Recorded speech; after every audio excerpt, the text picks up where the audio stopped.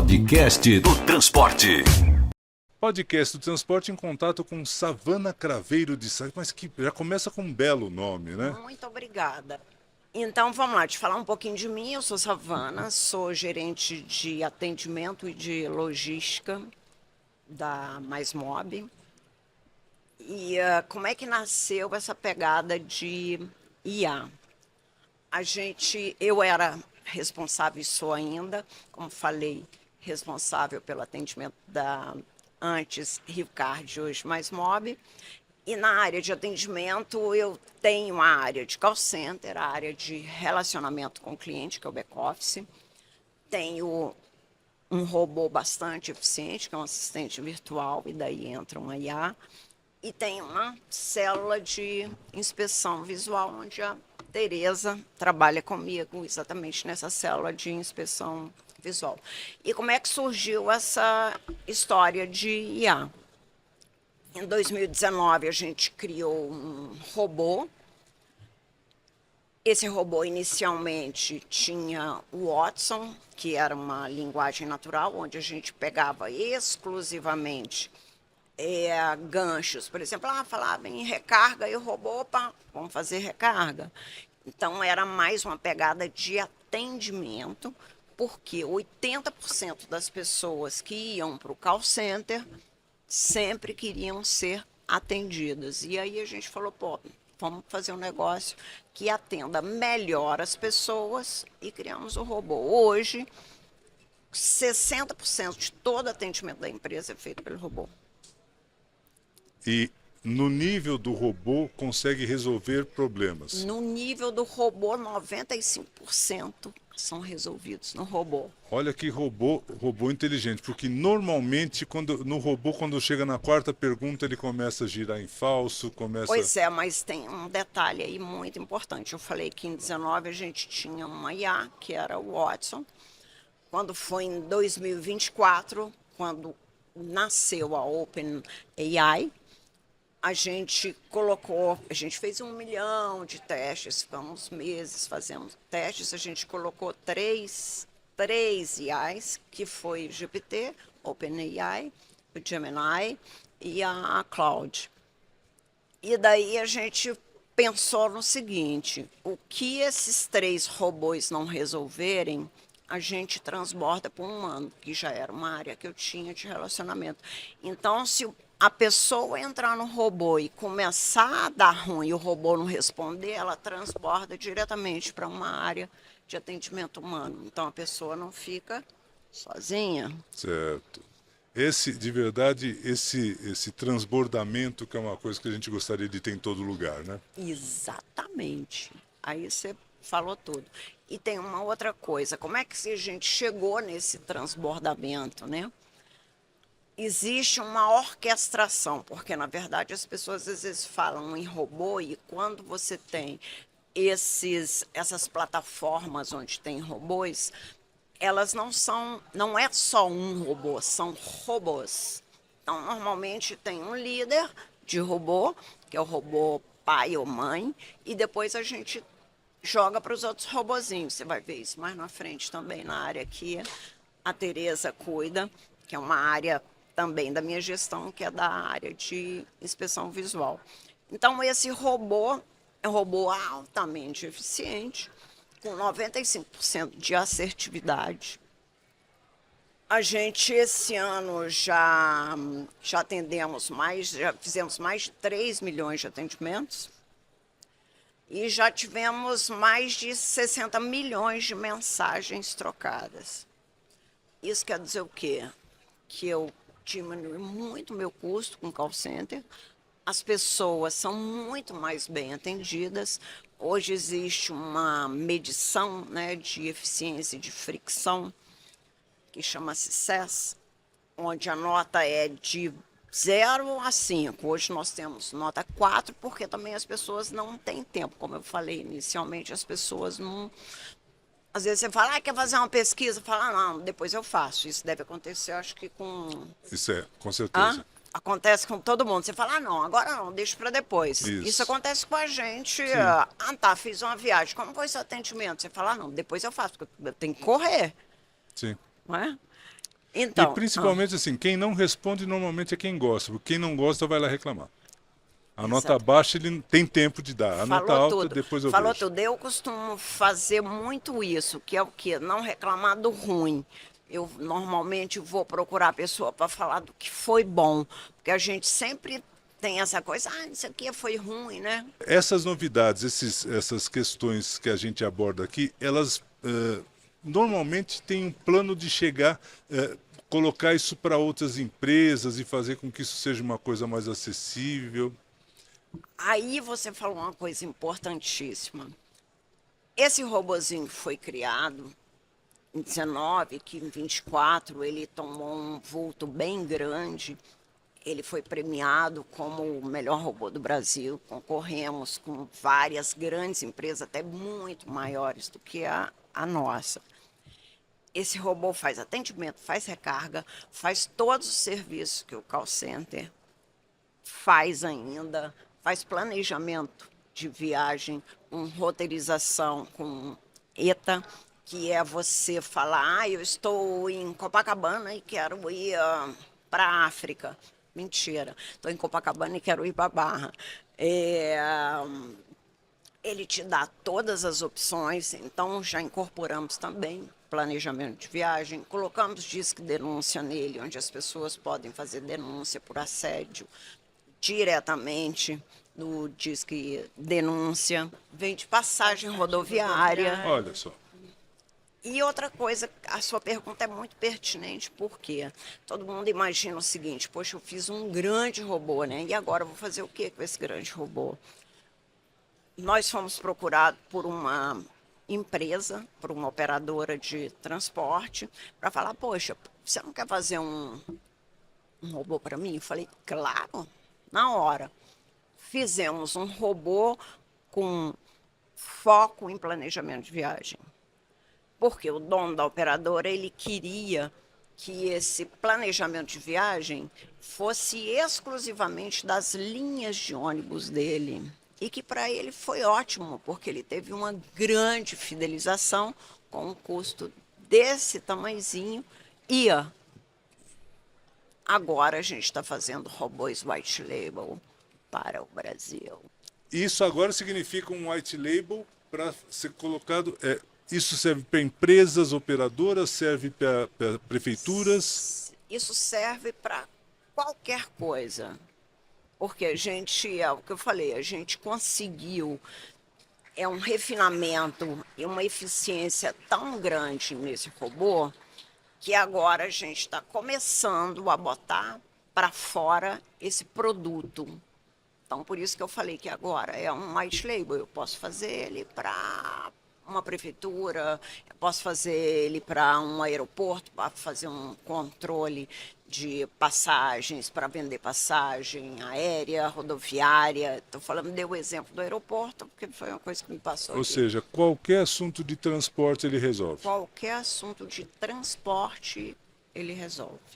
E falando um pouquinho mais de IA, como eu tenho na minha gestão uma célula de inspeção visual e a gente fazia a inspeção visual, era manual, vou deixar a Tereza explicar um tiquinho, depois eu volto. Tereza, conta uma coisa. Inspeção visual era na unha, é isso? Era um por um? Eu não digo na unha, ô Roma, mas no olho. Certo. É brincadeira. Então, a inspeção visual era totalmente manual. Você sabe como que acontece até chegar na equipe para fazer a validação das imagens? Vamos contar para eles. Vamos contar? Vamos. Resumidamente. Então, vai ser bem rápido. Tá bom. Funciona assim. Você conhece um cartão eletrônico recarregável, vale transporte, bilhete único, Rio Card Mais. Você vai fazer a validação do seu cartão para poder pagar a sua passagem, certo? No momento da validação, tem uma câmera integrada a este validador que registra automaticamente a imagem do embarque. Essa imagem, ela é associada, vai para o banco de dados, é associada ao cadastro do passageiro, que já tem a foto do titular do cartão. O sistema, então, esse conjunto, ele gera o que nós chamamos de evento, né, a associação de ambas as imagens, da transação e da foto de cadastro, encaminha isso para a célula de inspeção visual, e aí a equipe vai fazer o famoso cara crachá. Tirou daqui. O cara crachá, identificação. Isso. Eu soube que esse tipo de identificação diminuiu muito a ocorrência de fraude, né? Com certeza. Então, em dezembro, eu vou dar um passo atrás. Bora lá. A bilhetagem eletrônica, ela foi implantada pela Rio Card na época, né, detentora do sistema de bilhetagem no Rio de Janeiro, em 2003. E facilitou, promoveu a integração tarifária intermodal.